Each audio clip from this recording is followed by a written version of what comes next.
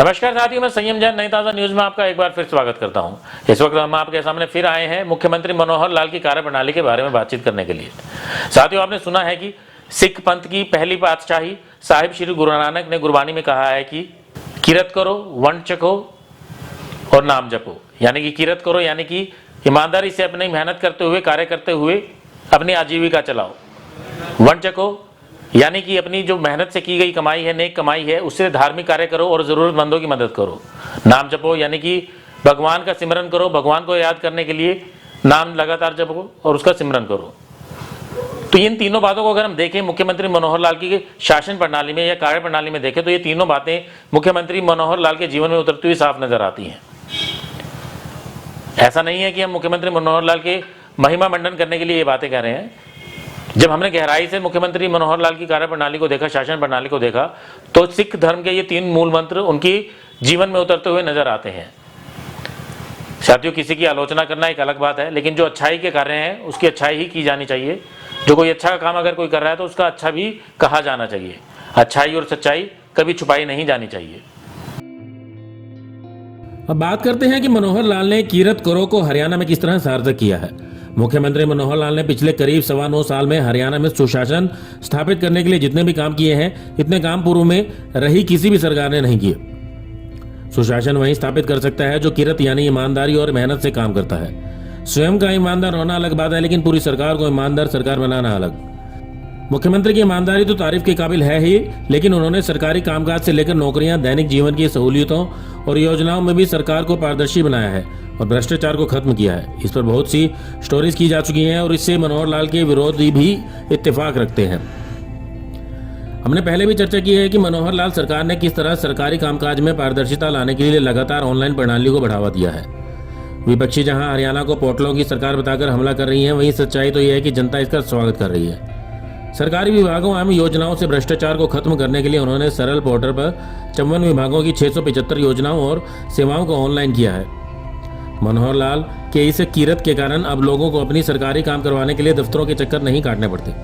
हरियाणा में पोर्टल्स और परिवार पहचान पत्र की बदौलत न केवल विकास में पिछड़ गए समाज के अंतिम पायदान पर खड़े व्यक्ति तक उनका हक पहुंचाया जा रहा है, लास्ट माइल डिलीवरी सुनिश्चित की जा रही है, बल्कि भ्रष्टाचारियों की वंशवेल भी समूल नष्ट हो रही है।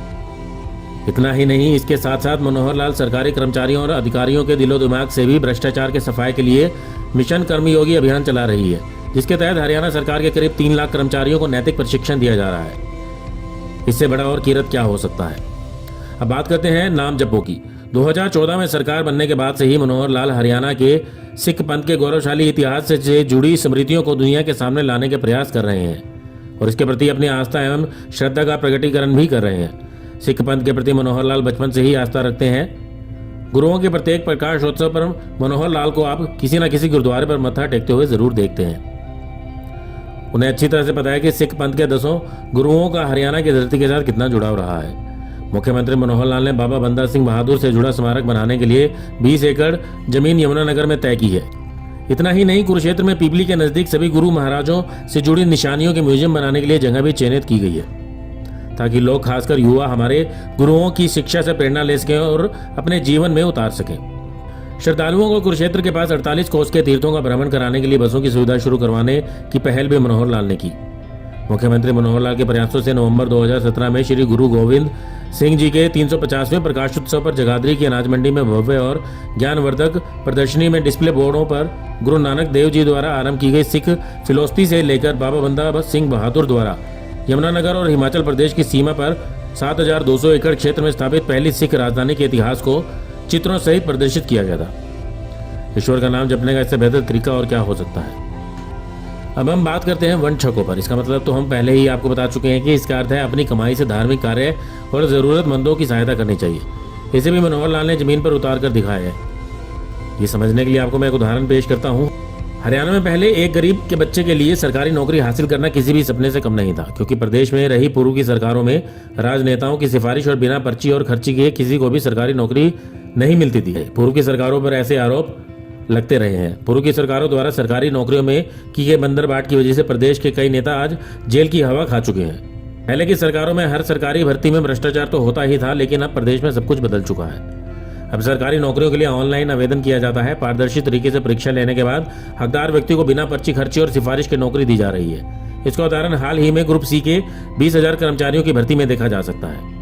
इन नौकरियों को हासिल करने वाले ज्यादातर लोग काफी गरीब परिवारों से संबंधित हैं। ना तो ये लोग पर्ची खर्ची देने का समर्थन रखते हैं और ना ही इनके पास किसी राजनेता की सिफारिश है। ग्रुप सी में नवनियुक्त हुए इन युवाओं से हमने बात करने की भी कोशिश की और हमने जाना कि क्या बिना पर्ची बिना खर्ची सरकारी नौकरी दिए जाने का मनोहर लाल सरकार का जो दावा है क्या वो सही है। तो साथियों, हम जैसे कि बात कर रहे थे बिना पर्ची बिना खर्ची की जो हरियाणा के अंदर नौकरियां दी जा रही हैं उसको लेकर हम बातचीत कर रहे थे। हमने बताया भी था कि बीजेपी सरकार में जब मुख्यमंत्री मनोहर लाल खट्टर ने बिना पर्ची बिना खर्ची नौकरियां देने का काम किया, जो नौकरियां दी जाती थी सरकारी उसमें भ्रष्टाचार खत्म करने का काम किया। उसी को लेकर जो ये आप देख सकते हैं कि यहाँ पर जो भीड़ लगी हुई है, ये भीड़ जो पहले लगा करती थी लाइनों में, उस तरीके की भीड़ नहीं है। ये भीड़ है, परेशान है कुछ साथी पर, लेकिन भीड़ है और खुश भी हैं क्योंकि नौकरियां इनकी लग चुकी हैं। लगभग 10,000 के करीब जो सी कैटेगरी की सरकारी नौकरियां लगी हैं, जिसके लिए मेडिकल कराने के लिए खड़े। कुछ साथी हमारे साथ, उनसे बातचीत करेंगे कि जो बिना पर्ची बिना खर्ची का जो नारा जो बार बार जो बीजेपी सरकार के द्वारा दिया जा रहा है, क्या वो सच है? अच्छा बताएं, आपका क्या नाम है और जो बिना पर्ची बिना खर्ची की बात जो सरकार कर रही है? मैं बिल्कुल ये कहना चाहता हूँ कि 1 रुपए का भी कोई वो नहीं है। बिना खर्ची बिना पर्ची वाला नारा बिल्कुल सच है। आज मैं पूरा खुश हूँ, मेरा परिवार खुश है, जितने मेरे भाई हैं वे सभी खुश हैं यहाँ पे। तो आप बढ़िया सरकार है। मतलब कहाँ से बिलोंग करते हैं? मैं हांसी शहर से बिलोंग करता हूँ, गाँव डाणी गुजरान है और बिल्कुल खुश हूँ। मैं ALM DH में। तो इससे पहले क्या मतलब लगता था कि बिना पर्ची बिना खर्ची नहीं, पहले कभी सोचा ही नहीं था। पहले ये कहते थे भाई पैसा है तो नौकरी है, नहीं कुछ नहीं है। तो अब की बार वो मैंने सरकार के देखा है तो बिल्कुल अच्छा हुआ है, सभी बच्चे खुश हैं इसमें। आप भी खड़े हैं, तो आप कहाँ से, आपका क्या नाम है, कहाँ से बिलोंग करते हैं और आपके क्या बिना पर्ची बिना खर्ची की जो नारा है ठीक है वो? गांव लाडवा है सर, बिना खर्ची बिना पर्ची नौकरी मिली सर, बिल्कुल ये सच्चाई सर। तो आपका किस पद पे ज्वाइनिंग हुई है? मेरा DH BVN ALM में सिलेक्शन हुआ सर। तो मतलब क्या लगता था कि मतलब ऐसा हो पाएगा बिना पर्ची बिना खर्ची? क्योंकि पहले से बात नहीं होती थी, तो हाँ, पहले से लाखों रुपए लगा करते थे नौकरी लगाने के नाम मैं पहले मैं हरियाणा ग्रुप D में सिलेक्शन था सर, वो भी बिना खर्ची बिना पर्ची था। 5 साल हो गए मेरे को जॉब करते हुए इसी सरकार में। पहले ग्रुप D में, हाँ, पिछले प्लान में सर। अपग्रेड अब ग्रुप C में चले गया सर, ALM की पोस्ट पर। मतलब हाँ बिल्कुल बिना खर्चे। हाँ नौकरियों में बिल्कुल। हाँ जी, और धन्यवाद। कुछ साथी भी हमारे साथ हैं, आप और जब बातचीत करने की कोशिश करते हैं उनसे भी हम आप यहाँ लाइन में लगे हुए हैं भैया, आप लाइन में लगे हुए हैं यहाँ पर काफ़ी देर से मेडिकल कराने के लिए। कुछ बताना चाहेंगे कि बिना पर्ची बिना खर्ची नौकरी लगी, क्या मतलब कोई पैसा दिया आपने इसके लिए? नहीं जी। कहाँ से हैं आप, क्या नाम है आपका? रविंदर। कहाँ से हैं? डाणी कुतुबपुर। क्या बिना पर्ची बिना खर्ची का नारा बिना पर्ची बिना खर्ची? कोई पैसा नहीं दिया ना, गया? कुछ नहीं दिया। तो क्या लगता था इससे पहले कि कभी हो पाएगा? ना, कभी नहीं लगता। कभी सुना आपने अपने परिवार में सुना हो कि किसी ने ना लागे को नहीं गए, पहला लाग गया। बहुत बधाई हो, बहुत बधाई हो। आप कहाँ से बिलोंग करते भैया? बेरिया कपूरपुर।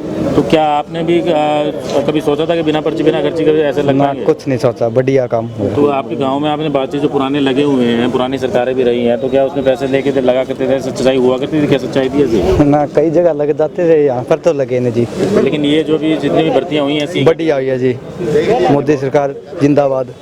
देखा आपने जी, कुछ बहुत से लोग खड़े हैं मेडिकल कराने के लिए खड़े हुए हैं। हाँ जी, आप भी बताइए जी, क्या कहना चाहते हैं? जी, हम कहना चाहते हैं जी, जो ये बीजेपी सरकार है, जितनी ईमानदार सरकार है हमारे मुख्यमंत्री जी मनोहर लाल जी, 1% भी किसी का भी ना तो पेपर लीक होया जी। जिसकी बच्चे की बढ़िया तैयारी थी उसको रोजगार मिलेगा। सबसे ज्यादा गरीब बच्चे ही लगे हैं।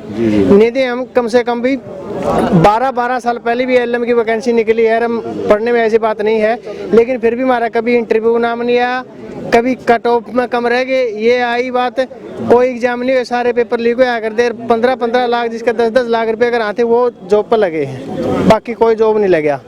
मेरा खुद का 2008 में कंडक्टर में पेपर पास होया था।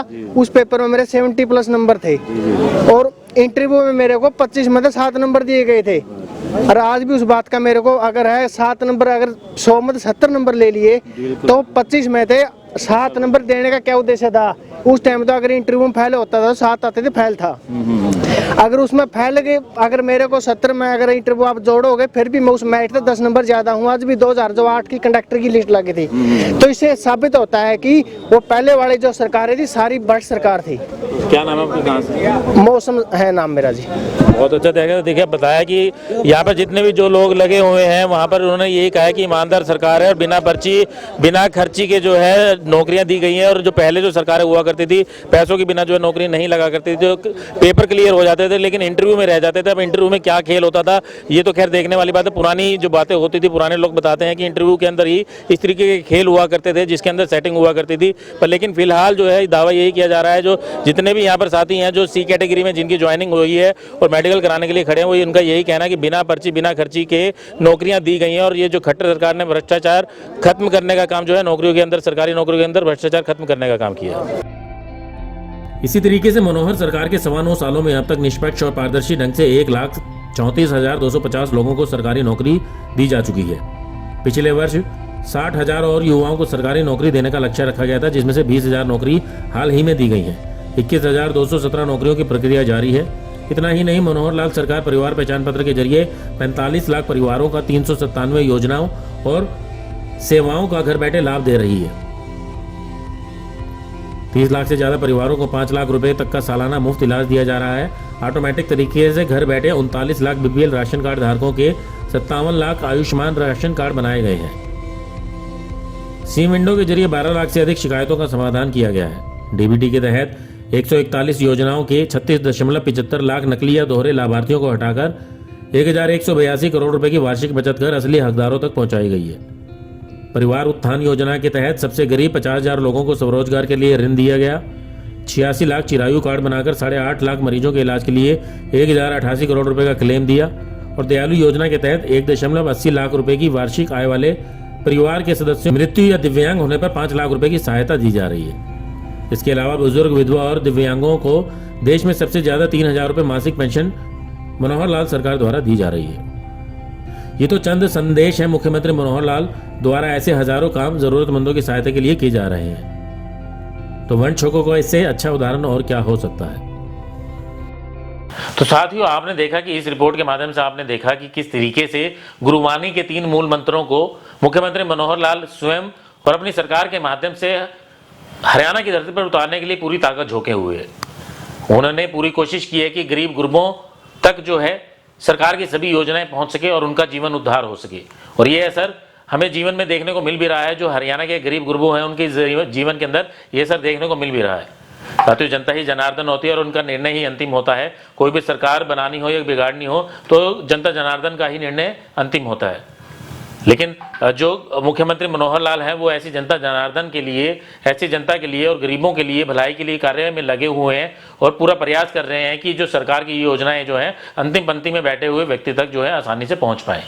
उनका जीवन स्तर जो है पहले के मुकाबले जो है बेहतर हो सके और जीवन स्तर जो है ऊंचा उठ सके, उसके लिए वो अपनी पूरी ईमानदारी के साथ काम कर रहे हैं और भ्रष्टाचार को सरकार से दूर रखने का लगातार प्रयास कर रहे हैं।